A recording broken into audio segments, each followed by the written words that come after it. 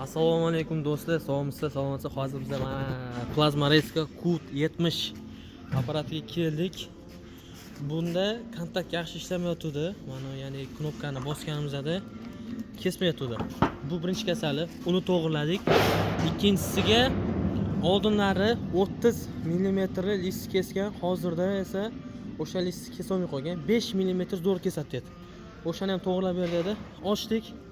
Mana relyan taylar ko'chgan ekan. Bu bir ikkinchi oq сопротивление turibdi, ko'ryapsizlarmi? O'shani almashtirdik. Yana bir ikkita обработка ishlarini qildik. Mana hozir endi ishlayapti. Hozir bitta ishlash jarayonini ko'rsatamiz.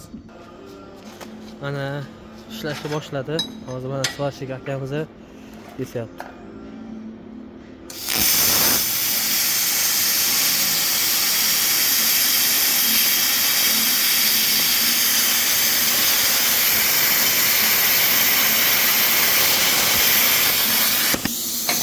Albatta bu demonstratsiya bo'ldi. Kichkina listda, bundan ham qalin listda kesib, tekshirib, uje topshirib qaytamiz. Sizlarga ham mashinaga remont qilish kerak bo'lsa, bizlarga Jack Yilbega aloqaga chiqinglar. Rahmat, kattakon.